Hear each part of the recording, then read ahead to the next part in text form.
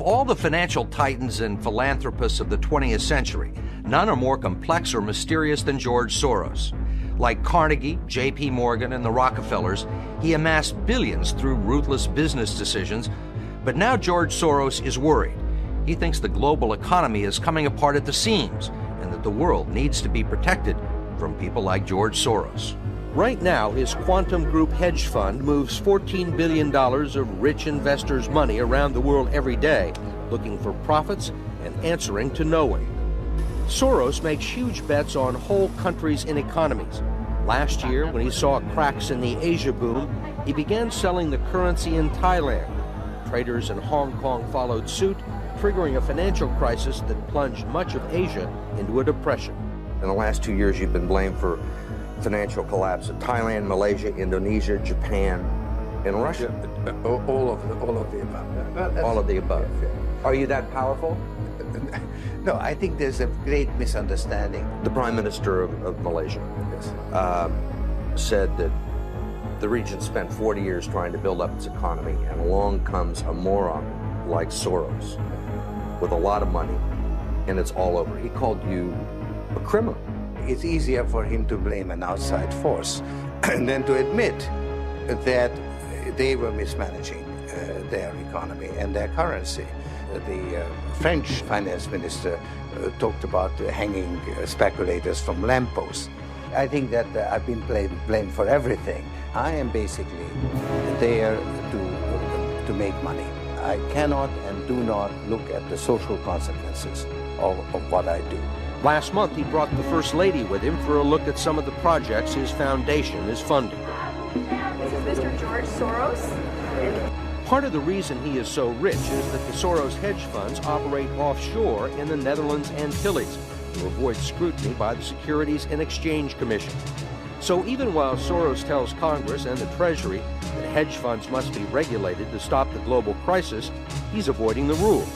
Why is it that Americans can't invest in the Quantum Fund? It's an offshore fund. Why is that?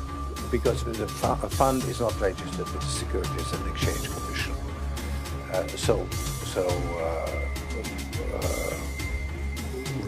We are not Licensed to do business in the United States. That's right. Because we are not registered with the Securities and Exchange Commission. Because we find it more convenient to operate without it. So in some ways it's to escape regulation. Yeah, that's right.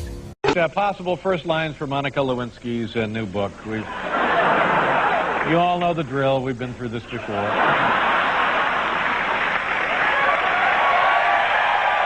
10. Even as a baby, my parents noticed I had an unusual attachment to my pacifier. Number 9. Give me all your hot intern love, said the big creep. Number 8. It was a dark and windowless corridor. Number 7.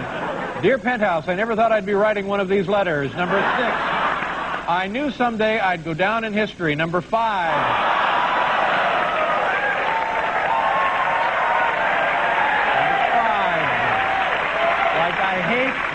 Hate Linda Tripp. Number 4, does this font make me look fat? Number 3, it was the best of times, it was the worst of times. No, it was mostly bad.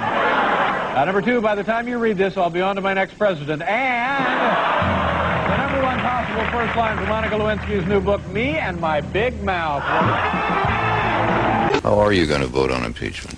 I'll vote for impeachment. For all 4 articles? Yes, unenthusiastically, because I think the charges are way too mild and not touching the issues that I would like to touch. I have a prepared statement for tomorrow, and in that statement I talk about a much more serious act that the president committed than anything that we've generally talked about, and that was the illegal bombing of Sudan and Afghanistan. $200 million were spent for that without congressional approval. Not only is it annoying, I think it's illegal, I think it's unconstitutional, I think it's an act of war, and I think it's much worse than anything that we have considered under the impeachment.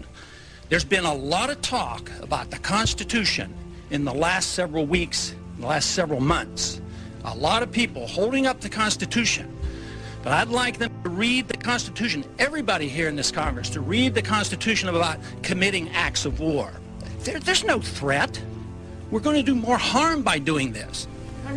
If Congress were given an opportunity to vote on whether we should bomb Iraq, would you go along with that as long as it went through the procedures? No, I would strongly oppose it because they're not a threat to our national security.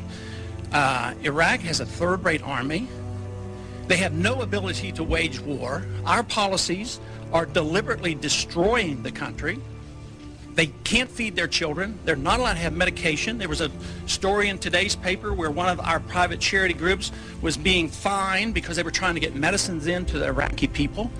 So for us to unleash bombs on Iraq at this particular time to kill more innocent people for narrow political reasons, no, there is absolutely no need to cause more bombing because of a very overall flawed foreign policy. It has nothing to do with national security. Matter of fact, our national security is more jeopardized by permitting this to happen because we're liable to start a war.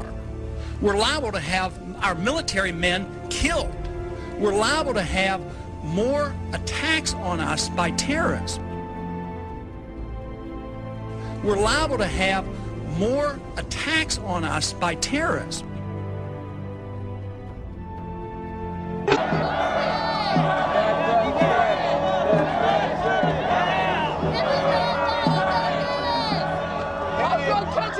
Shooting poison! Can't do this! Stop! You're shooting poison! You're shooting poison at people! Stop! Can you do that? You're shooting poison! You're shooting poison! Look into your heart!